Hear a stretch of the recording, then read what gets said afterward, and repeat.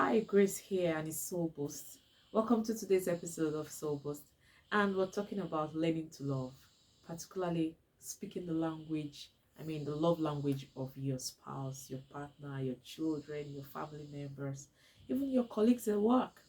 It works when you speak the primary language. When you speak the primary love language of your friends, your spouse, it goes a long way to affect your relationship positively.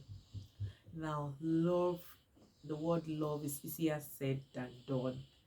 But the truth is, love must be nurtured, must be protected, must be cared for, it must be advanced.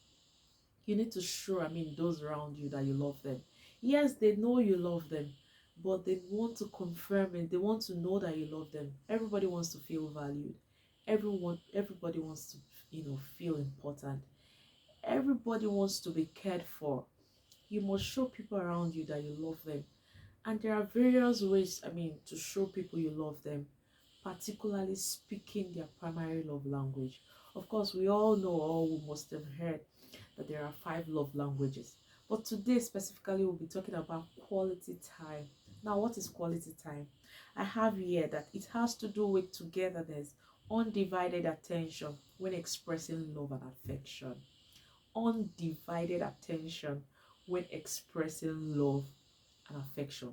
Now, I want to establish the fact that you can't show love on your own.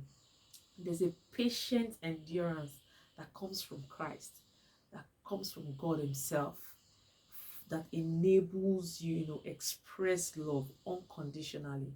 Because the truth is, there are a lot of us who do not deserve to be loved. There are a lot of us who do not have reasons why people should love us. But you see, we need to still show love because, I mean, that is one of even the commandments in the Bible. It says, love yourself and then love your neighbor. You need to love your neighbor as you love yourself. So the first is even to love yourself before you are able to, express love to another person. And now, expressing love to others in a particular way that it will be, appreciated, because people are different. You know, of course, we always say that how the faces are different equals how, people are different, people's issues, people's problems, people's way of doing things, all different. So because we are, people of different nature, people also have different love languages. And then these love languages have been classified into, five, five types, five categories, five whatever. So but today we're going to be talking about quality time. So I did mention that it has to do with togetherness, it has to do with undivided attention when expressing love and affection. Now this can be hard sometimes, of course. When, especially when hectic times come in, when you have jobs that are, demanding, demanding time. Some people work 12-hour shifts. Some people, go to work in the morning and come back in the night, and they are already tired, they want to go to bed. So if you are someone whose love language is quality time, your spouse love language is quality time, and you don't even have this time to, spend with he or she, they may feel lonely, they might feel very bad, and they'll try to cope, but because what they really want, they don't get it. It can suffocate the love they have in the relationship, and so it will bring down the relationship.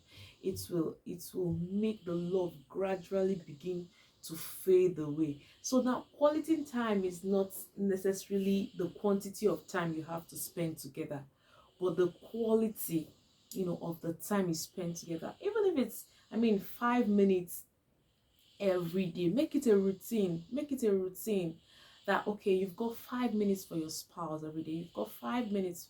Of course, we shouldn't have only 5 minutes for our children in a day, but then, for example, if it's 5 minutes you have for them, it should be undivided attention, no distractions.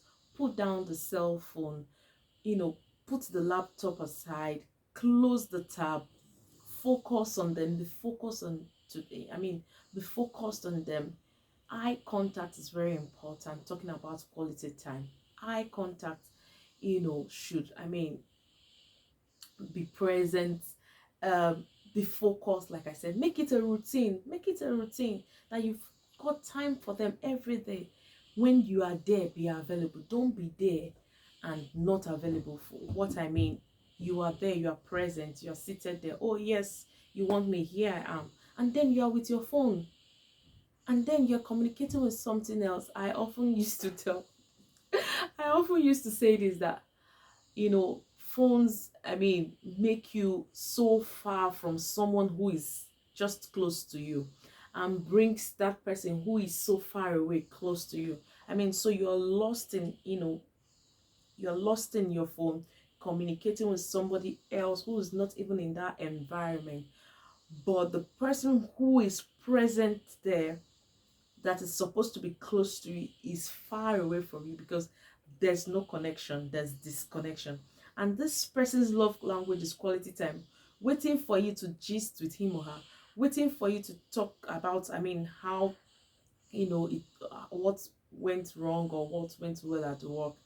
And then you're communicating with someone else. So if you are there, you should be available to communicate with them, to talk to them, to ask relevant questions. Ask them, how did your day go?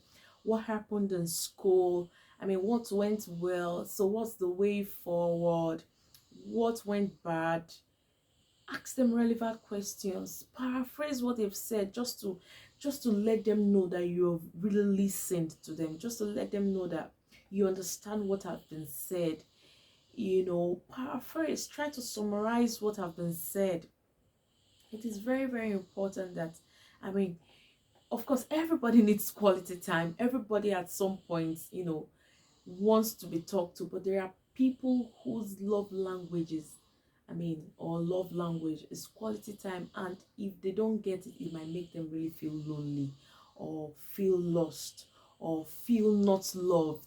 Even when you buy gifts for them, even when you try to do some acts of service, they are not satisfied. You don't blame them for it, because you are not speaking their love language. You are not doing what is pleasing to their hearts. You're not confirming that you love them in the way they understand it.